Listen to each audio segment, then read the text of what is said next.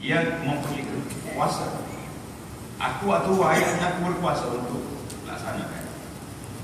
Al-Hakim lagi bijaksana. Artinya Quran ini dan segala isi kandungannya penuh dengan hikmah, penuh dengan undang-undang, penuh dengan syariat yang adil, yang sama.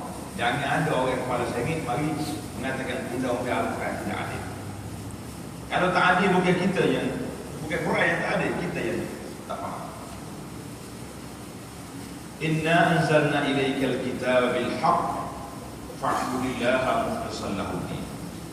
Sesungguhnya kami menurunkan Al-Quran ini kepadamu wahai Muhammad sallallahu alaihi wasallam dengan membawa kebenaran. Oleh itu hendaklah engkau menyembah Allah dengan mengikhlaskan kepadanya segala ibadat dan bawaan kamu.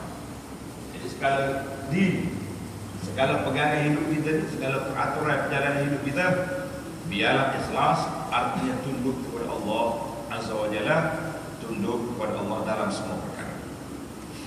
Semalam kita dah baca dalam kitab akidah kita bahawa la yastaghni anhu ahadun. Tak ada manusia boleh bebas daripada kuasa Allah.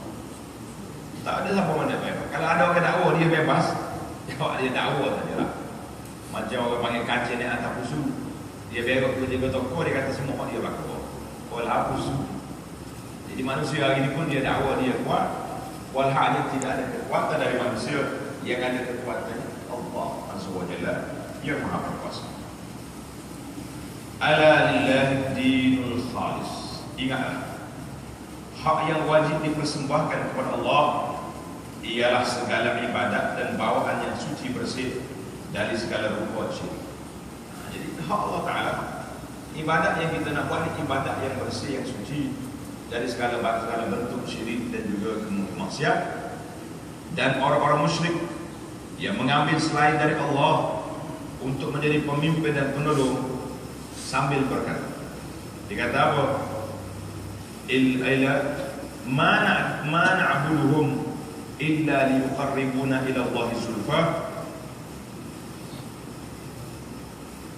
Kami tidak menyembah atau memujanya melainkan supaya mendampingkan kami kepada Allah sedamping. Jadi puak kafir kata apa? Kami ini tidaklah menyembah berhala-berhala, patung-patung, peko ni kecuali untuk nak mendampingkan kita kepada Allah. Sebenarnya kita nak Allah. Jadi kerana itulah para ulama menjelaskan bahawa kita beribadat kepada Allah Ta'ala ini tidak perlu wasitah, tidak perlu pada perantara. Bila kita nak doa, kita doa terus, ya Rabbi, nak ni, ya Allah berikanlah kepada kami rezeki. Macam Nabi kita ajar kita pada waktu pagi, Allahumma inni as'aluka ilman nafi'a wa rizqan thayyiban wa amalan mutaqabbala. Itu doa kita minta. Artinya kita minta dengan Allah Ta'ala terus, tidak payah guna wasitah, guna orang rumah. Macam kita nak minta kerja ni kena ada orang rumah, ada tu okey, ada siapa-siapa orang kita kena ada panggil panel yang boleh memperkenalkan kita kepada Allah. Kita dengan Allah Azza wa Jalla, kita sendiri itu hamba Allah. Tambah-tambah lagi doa dalam salat, itu waktu kita berhubung dengan Allah Ta'ala terus, tidak perlu kepada perantara. Buat kafir kata dia tak sembah batu kayu tu, itu liyuqarribuna ila Allahi zulfa, supaya mendampingkan kami kepada Allah sedampingnya. Sesungguhnya